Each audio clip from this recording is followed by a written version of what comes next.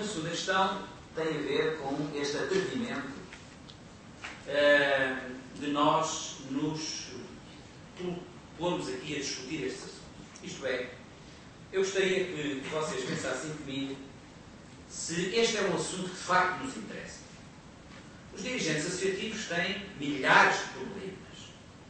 Para além de ter os seus problemas como trabalhadores, como família, como educadores, como cidadão de forma geral, são também depois dirigentes associativos, ou são associativistas, e depois ainda têm mais os problemas na qualidade de associativistas. Eu pergunto, será que faz sentido nós agora trazermos para aqui uma questão que tem a ver com as constituições, com o associativismo, quando nós já temos tantos problemas? Faz sentido nós virmos discutir isto? E, portanto, esta é uma questão que eu coloco. Coloco ainda uma outra, que é esta. Teremos nós competência para discutirmos estes assuntos? Temos conhecimentos? Temos competência? Bom, este é um assunto que eu acho que é importante nós refletirmos sobre ele. Mas eu acho que ainda é preciso refletirmos sobre o seguinte. Nós vamos discutir o quê? E vamos discutir para quê? Ou seja, nós juntamos aqui 70, 80, 90 pessoas, enfim, seja aquilo que for, e depois, isto sai daqui alguma coisa, o que é que vai sair daqui? Vocês vieram aqui perder o vosso tempo e nós também? Eu acho que estas questões são questões importantes.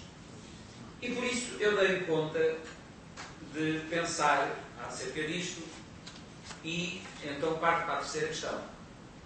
Quando nós olhamos e analisamos as Constituições, desde 1822, 1826, a 38, a 1911, a 1933, que o nosso juiz deu um salto à cima, mas que existe, de facto existe, a de 76, quando nós olhamos para estas Constituições, damos conta que há aqui um processo dialético, portanto, há um processo de desenvolvimento que leva desde o momento em que as Constituições, e vocês têm isso aí numa folhinha nas vossas pastinhas, um pouco para ajudar à reflexão, nós temos um processo que começa por dar a liberdade de pensamento. Isto é, os seres humanos, muito provavelmente naquela altura, já pensavam, mas alguém se lembrou, vamos lá dar a liberdade de pensamento a esta gente.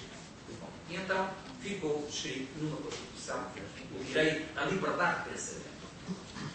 Bom, mais tarde veio uma outra Constituição e disse, bom, já dizemos a liberdade de pensamento, vamos dar a liberdade de expressão. Ou seja, eles podem pensar, mas já que pensam, deixam-os lá exprimir aquilo que eles pensam.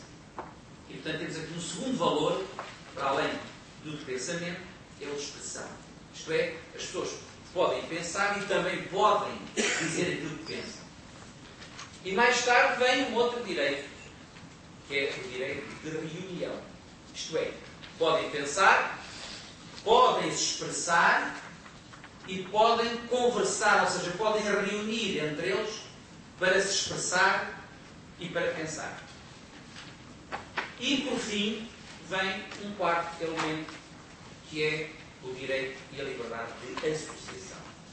Ou seja, pode-se pensar, pode-se expressar, pode-se reunir e pode-se associar.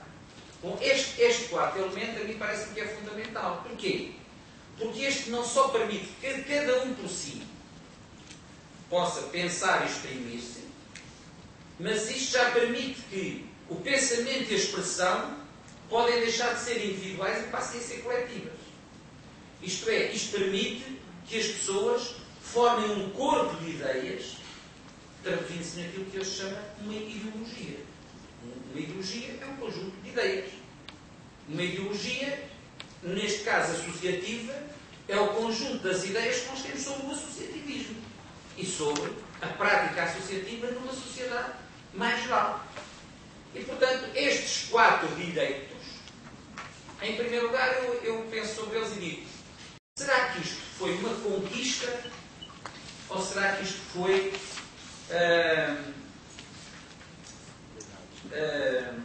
peço desculpa, uma regalia? E porquê é que eu utilizei estes dois termos, conquista ou regalia? É porque estes dois termos hoje estão muito em voga. Hoje falam-se, hoje diz-se, bem, há aí quem tenha muitas regalias, portanto tem de se perder as regalias. Isto temos que equiparar, temos que nivelar. Neste caso, sempre a nivelar por baixo. Mas não. Há coisas que dizem que são regalias, mas não são regalias. Regalias é aquilo que é oferecido. Regalias é aquilo que nos dão sem nós pedirmos. Isso é que é uma regalia. Em minha opinião, o conceito de regalia que eu tenho é esse. Os outros não, os outros são conquistas. E eu creio que estes 4 valores, o de pensamento, o de expressão, o de reunião e o de associação, são conquistas. E são conquistas que foram transformadas naquilo que hoje são valores essenciais das próprias sociedades politicamente organizadas, como aquela em que nós vivemos. E, portanto, isto está nas Constituições, está em todas, incluindo a de 76. E, portanto, isto agora coloca-se uma questão que é esta. Isto está em letra, de forma, está escrito. E, portanto, a terceira questão que eu gostava de trazer aqui para a nossa reflexão é: e na prática, como é que isto está? Há, de facto, liberdade de pensamento ou há manipulação de pensamento? Há, de facto, liberdade de expressão ou há condicionamento à expressão, como aqui já foi dito, e há autocondicionamento à expressão? Há direito de reunião ou nós, para nos reunirmos, precisamos do tempo que não temos? Há liberdade e direito de associação ou nós, para nos associarmos, precisamos de ter tempo? E o tempo aqui significa disponibilidade física, psíquica, mental, para nos dedicarmos àquilo em que nós, de facto, nos queremos associar. Isto é, já percebemos que esses valores estão na Constituição, estão na letra, de forma. A pergunta que eu coloco é como é que eles estão na prática. E pergunto uma outra coisa que é esta, que é, se há estes quatro valores, e se eles foram surgindo ou como conquista, ou como dádiva em cada um destes momentos, eu pergunto, então e agora? Ficamos por aqui? Isto é, atingimos este 4º nível, que é a associação, e agora isto acaba aqui? Não há outras formas para além destas? Isto é estático, não é dinâmico? E, portanto, eu acho que esta é uma questão também central para a nossa reflexão. É se a associação é o limite máximo da forma organizada dos seres humanos em sociedade. Bom, eu queria colocar uma última questão e que tem de facto a ver com o que é que nós podemos fazer. O que é que nós podemos fazer enquanto cidadãos, enquanto unos, cada um por nós, cada um de nós? O que é que nós podemos fazer enquanto dirigentes associativos na sua associação, na sua instituição, na sua coletividade? O que é que nós podemos fazer enquanto estruturas, sejam associações conselheiras ou federações distritais? E o que é que nós podemos e devemos fazer enquanto confederação, com a responsabilidade de respondermos não por todos, não é? Mas de termos uma proposta e respostas para as questões que são de todos. Nós não podemos responder por todos, porque também não sabemos a opinião de todos. Mas sabemos opiniões e queremos escolher opiniões sobre isso. E, portanto, para mim, estas são as 4 ou as 5 questões fundamentais que eu gostaria que nós pudéssemos abordar nesta nossa conferência. No documento que vocês têm, tem uma parte, que é aquilo que fica no verso, e que tem a ver com a Constituição da República Portuguesa, onde já se inclui a 7ª revisão, e que aqui também já foi, portanto, chamado à atuação por um nosso juiz conselheiro, e que ele próprio até disse que, na opinião dele, enferma de uma inconstitucionalidade por omissão, porque não foi revelado. Que é o caso concreto dos artigos 263, 264 e 265, que tem a ver com as organizações de moradores. Ora bem, para além dessa eventual inconstitucionalidade por omissão, a vida avança, a vida muda, a sociedade altera-se, e a pergunta que eu faço é esta. No caso, na eventualidade de haver revisão constitucional, que ainda não é lícito que haja, isto é, ela está prevista, ou seja, ela pode existir, mas não está certo que haja. Porque para isso tem que haver projetos de revisão constitucional. E a própria revisão constitucional impõe limites, creio que é neste caso 2/3, portanto há um limite de 2/3, portanto tem que haver 2/3 para haver alterações à Constituição. E esses dois textos só se conseguem com dois partidos.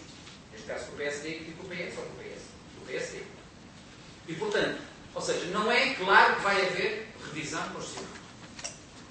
Mas no caso de haver, devemos nós, sim ou não, a Confederação, nós não podemos apresentar, ou seja, nós não podemos ir para dentro da Assembleia da República, foi isso, nós não fazemos parte dos 230 e, portanto, não podemos ir para lá para fazer propostas de alteração.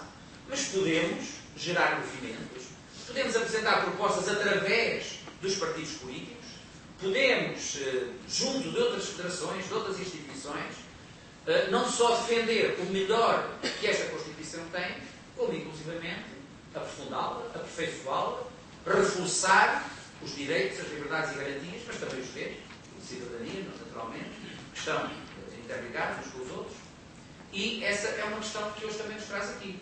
Não com aquele objetivo de hoje sairmos daqui, sim ou não, isto não é um referendo, não se trata nada disso, e muito menos sairmos daqui com um texto. O texto que nós vamos apresentar é este, assim, sim, não é nesse sentido, mas é no sentido de refletirmos se deve ou não a Confederação trabalhar nesse sentido no caso de haver alterações e no caso de haver revisão constitucional. E no caso de haver estes artigos que aqui estão e esta parte que aqui está, parece-nos a nós que poderia ser aquela que poderia ser objeto de acertos, correções, de introdução de elementos que pudessem aprofundar esses princípios fundamentais que nós temos, esses valores fundamentais que nós temos e que nós traduzimos numa palavra muito simples que é a democracia participativa, que o nosso movimento é bem representativo. Eu disse.